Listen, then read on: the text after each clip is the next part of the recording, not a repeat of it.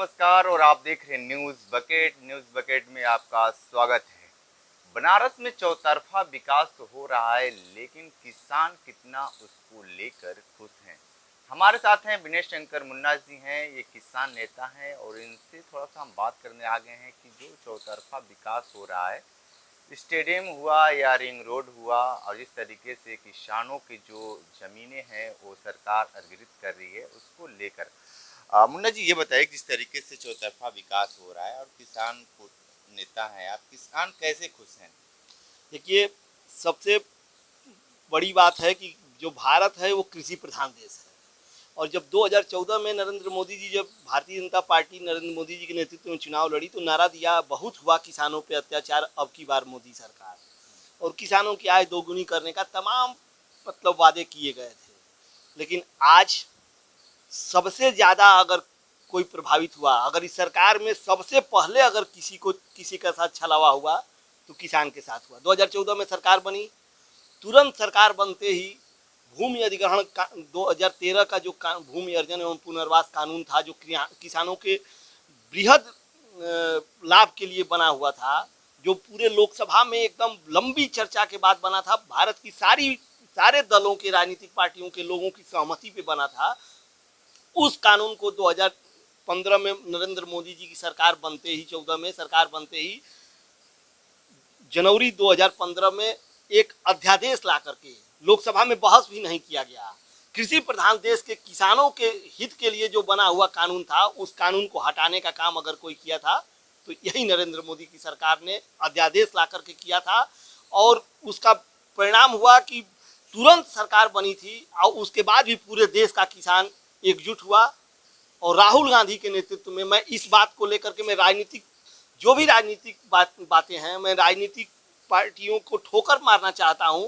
क्योंकि अगर आज़ादी के से लेकर के आज तक अगर किसानों के साथ न्याय नहीं हुआ, अगर न्याय हुआ होता तो किसान आत्महत्या नहीं करता, न्याय हुआ होता तो जो कृषि प्रधान देश है, जिसको भारत को सोने की चिड़िया जो कहा जाता था, इसलिए कहा जाता था कि यहाँ किसान का सम्मान था। यहाँ कृषि आधारित, जब तक कृषि को सम्मान दिया गया तब तक भारत सोने की चिड़िया था। और जिस दिन से किसानी की उपेक्षा होनी शुरू हुई है, और किसानी की उपेक्षा, किसान को जो मिलना चाहिए था आज़ादी से लेकर के आज तक, वो नहीं मिला हुआ है। लेकिन निश्चित है, इसके पहले केवल छलावा हुआ करता था, और मोदी की सरकार आने के बाद किसानों के हक अधिकार पर डकैती डालने का काम हो रहा है। आज भी बनारस विकास की आप बात कर रहे हैं, किस विकास की बात कर रहे हैं? यही मोहन सराय ट्रांसपोर्ट नगर है। मोहन सराय ट्रांसपोर्ट नगर में अभी 2021 में किसानों की जमीन जो 1998 से लेकर के अभी तक लंबित थी, परियोजना ट्रांसपोर्ट नगर की, उसको डिनोटिफाई करने के लिए शासन ने निर्णय लिया, मुख्य सचिव ने निर्णय लेता है। और वहीं पे जब बगल में गंजारी में स्टेडियम बनता है, तो स्टेडियम के बगल में कोई माल बने, कोई कॉम्प्लेक्स बने, इसके लिए फिर से योजना को मैंने इम्प्लीमेंट करने के लिए तुरंत वहाँ पे सारे नियमों को, सारे कानून को, 2013 का जो कानून था, जो मुख्य सचिव ने जो ऑर्डर दिया था, सबको ताक पे रख करके और किसानों की ज़मीन को कब्जा करने के लिए वहाँ पे प्रशासन पहुँचा। सैकड़ों किसान घायल हुआ और चोटिल हुए। मुकदमा अभी सुप्रीम कोर्ट में है, लेकिन सारे कानून को दाता बता करके किसानों के हक अधिकार पे वहाँ डाका डालने का। उसी तरह से रिंग रोड में 2018 में रिंग रोड बनना शुरू हुआ। 2015 का जो 2018 में नोटिस आती है, और किसानों को मुआवजा कब दिया जाता है? 2015 के सर्किल रेट का दिया जाता है। 3 साल के अंतराल में जो किसानों को नुकसान हुआ है, प्रति बिस्वा 1.5 से 2 लाख रुपया बिस्वा वहाँ पे नुकसान हुआ है। उसी तरह से अभी एयरपोर्ट को लेकर के चल रहा है। एयरपोर्ट पे भी, अरे भैया, अगर सचमुच आकलन किया जाए तो कोई भी योजना, अगर योजना जो बनती है, उस योजना का केवल 4% अभी केवल किसान को दिया जा रहा है। ठीक है, आप गंजारी के नाम लिए हैं, तो गंजारी में तो स्टेडियम बन रहा है और वहाँ के किसानों से हमारी बात हुई 1-2 लोगों से, तो लोग बता रहे थे कि 2018 से सर्किल रेट में बढ़ोतरी नहीं की जा रही है और सारे यहाँ पे इस तरह के कार्यक्रम जहाँ सरकार की होनी है वहाँ पे ये रोक लगा दी है कि कोई बेचेगा नहीं, दूसरे को कोई बेच नहीं सकता है। तो इसको लेकर आप क्या कह रहे हैं? रजिस्ट्री पे रोक लगा दी जा रही है।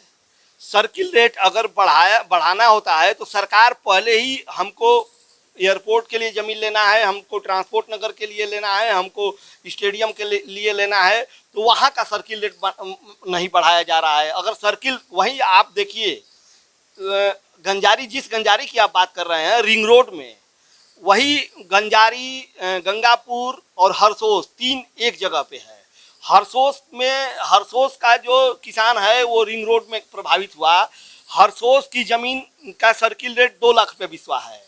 वहीं बगल में गंगापुर में ज़मीन केवल 500 मीटर के दायरे में ज़मीन का सर्किल रेट 20 लाख रुपये बिस्वा है।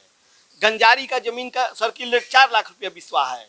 तो इतना ज़्यादा वहाँ पे डिफरेंस है कि और अगर वहाँ पे जैसे कानून ये कहता है कि केवल सर्किल रेट पे नहीं चलेंगे, अगर ज़मीन वहाँ की अगर कोई काश्तकार कोई किसान बेचता है तो वहाँ पे जो उच्च रेट में जो बिका रहेगा या जो सर्किल रेट रहेगा, जिसका उच्च रेट रहेगा वो सरकार को मुआवजा देना पड़ेगा। लेकिन यहाँ सीधे सीधे किसानों के हक अधिकार पे डाका डाल, हम वही बात बता रहे हैं ना, आपको कोई भी योजना अगर लागू करनी होती है तो 4% केवल अभी तक किसान को दिया जा रहा है। जिसकी अचल संपत्ति जा रही है, जिसकी जमीन पे योजना फलीभूत होती है, उसको केवल 4% दिया जा रहा है और 96% और अन्य उसमें अगर कमीशन केवल ईमानदारी से अगर देख लीजिए कोई भी योजना लागू होती है तो 20 से लेकर के 35% तक सरकारी विभाग के अधिकारी कर्मचारी कमीशन खोरी करते हैं, बंदरबाट करते हैं और किसान को केवल 4% देंगे।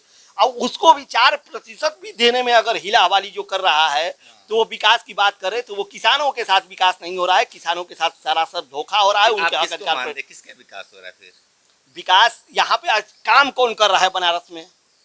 क्या बनारस इसके पहले भी 2014 के पहले भी बनारस में विकास होता था, इसके पहले भी काम हुआ करता था, संस्था ठेकेदार यहाँ का होता था, संस्थाएं यहाँ की होती थी। आज औने पौने अंगुली पे गिन लीजिए तो कुछ गुजराती ठेकेदार हैं जो कि चाहे वो विश्वनाथ कॉरिडोर का हो, चाहे वो एयरपोर्ट से लेकर के बनारस शिवपुर की सड़क का हो, चाहे रिंग रोड हो, जितनी भी बड़ी परियोजनाएं हैं, अगर नरेंद्र मोदी जी सचमुच ईमानदार हैं तो जवाब दे दें कि क्या गुजराती ही केवल ठेकेदारी करेगा?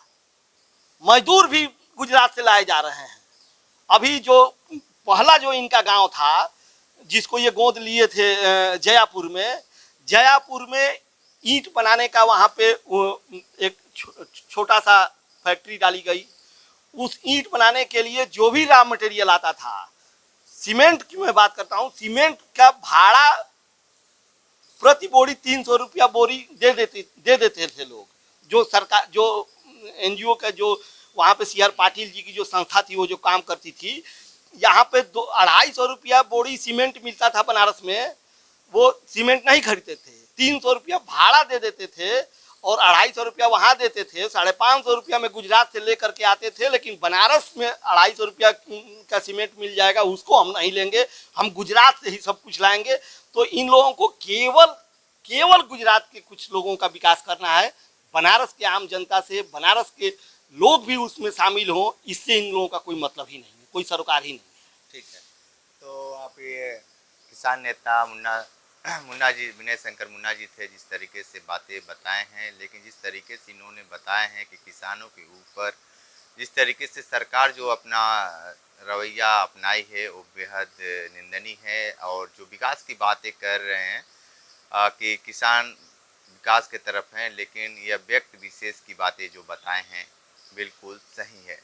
तो ग्राउंड जीरो से रिपोर्ट कर रहे थे, तो हमारे साथ बने रहिए न्यूज बकेट के साथ। में दीजिए इजाजत, नमस्कार।